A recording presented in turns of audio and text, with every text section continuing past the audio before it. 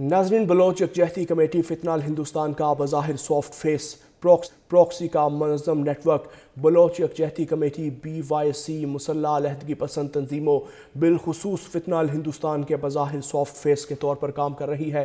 BYC फितनाल Hindustan के लिए भर्ती, बयानिया साजी और माशरती सतह पर रसाई में भरपूर किरदार अदा कर रही है।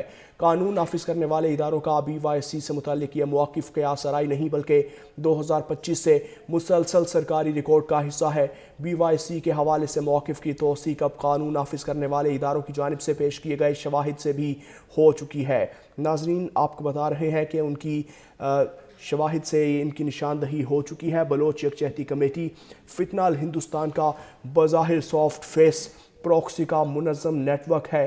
बलोच यकजहती कमेटी BYC मुसल्लह अलहदगी पसंद तंजीमों बिलखुसूस फितनाल हिंदुस्तान के बज़ाहिर सॉफ्ट फेस के तौर पर काम कर रही है। इसी पर बात करेंगे। रहनुमा BAP फराज़ीम शाह हमारे साथ मौजूद हैं। बेहद शुक्रिया आपके वक्त का। अब फरमाइएगा, फितनाल हिंदुस्तान का बज़ाहिर सॉफ्ट फेस है लेकिन पस पर्दा इनके हक़ाइक़ कुछ और है, क्या कहेंगी? जी, बिस्मिल्लाहिर्रहमानिर्रहीम। देखिए, सबसे पहले तो मैं हिंदुस्तान के बारे में यहाँ पर ज़रूर कहूँगी कि जो एक फॉल्स नैरेटिव के ज़रिए उनका मुल्क चल रहा है कि कहानी पीछे बैकग्राउंड में कुछ और होती है और बज़ाहिर वो अपनी फिल्मों के ज़रिए एक झूठा प्रोपेगेंडा पूरी दुनिया में करते हैं।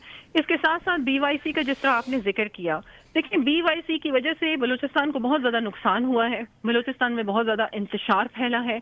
हमारी जो यूथ है उसकी जो ज़हन साजी एक सोची समझी स्कीम के तहत की गई है। आपने देखा होगा कि बलूचिस्तान में किस तरीके से अभी पिछले दिनों ही एक खुदकुश लड़की पकड़ी गई, उसने भी बताया कि किस तरीके से उसकी ब्रेन वॉशिंग की गई। अदीला बलोच जिसको पहाड़ों पे लेके गए और उसकी भी ब्रेन वॉशिंग करने की कोशिश की गई और उन्हें बलूचिस्तान के खिलाफ, पाकिस्तान के खिलाफ, हमारी जो सिक्योरिटी नाफिज करने वाले अदारे हैं उनके खिलाफ वर्गलाया जाता है। अब आप लोगों को अच्छे से याद होगा कि जब ये BYC का धरना था इस्लामाबाद में, इन्होंने किस तरीके से एक झूठा प्रोपेगेंडा सोशल मीडिया के जरिए अपनी हमदर्दियां हासिल करने के लिए पूरी दुनिया में रचाया। फिर इसके बाद क्योंकि मैं इसकी खुद धरने की गवाह हूं कि जिस तरीके से कमेटी 3 रुकनी कमेटी बनाई गई थी और वो इनके पास जा रहे थे, लेकिन इन्होंने जितनी बदतमीजी उनके साथ की और फिर इसके साथ साथ जब ये गवादर पहुंचे तो गवादर में बाकायदा हमारी हुकूमत ने इन्हें ये कहा कि हम आपको एक जगह दे देते हैं, वहां पर एहतजाज कर ले, लेकिन ये बज़िद रहे और इन्होंने हमारे वहां पर जो बाहर से आने वाले मेहमान थे उनकी जानों को भी खतरे में डालने की कोशिश की। फिर जाफर एक्सप्रेस के वाकया हुआ और जिस तरीके से सिविल हॉस्पिटल ये पहुंच गए, वहां पर धावा इन्होंने बोला और लाशें वहां पर जबरदस्ती लेके, आप देखें ये स्टेट के खिलाफ ये किसका बयानिया है? पाकिस्तान के और बलूचिस्तान को नुकसान पहुंचाने के लिए ये किसका बयानिया है? आप दुश्मन के बयानी को स्ट्रॉन्ग कर रहे हैं और आप उनके पैरोकार बन के, आलाकार बन के अपने ही मुल्क को नुकसान पहुंचा रहे हैं। और इनके धरनों में हजारों की तादाद में जिस तरह लोग शरीक होते हैं, ये कोई आसान बात नहीं होती। इतने खर्चे, इतनी फंडिंग इनको होती कहाँ से है? फिर यहाँ पर मैं एक जरूर बात करूंगी। देखिए, डॉक्टर महरंग बलोच, डॉक्टर महरंग एक डॉक्टर है, उसने पढ़ा कहाँ से है? हुकूमत के खर्चे पे आप लोग मुख्तलिफ इंस्टीट्यूशंस में पढ़ते हैं और फिर उसी हुकूमत और उसी पाकिस्तान के खिलाफ आप बात करते हैं। फिर महरंग बलोच के जो फादर हैं, हम सब बहुत अच्छे तरीके से जानते हैं कि वो BLA के कारकुन रहे।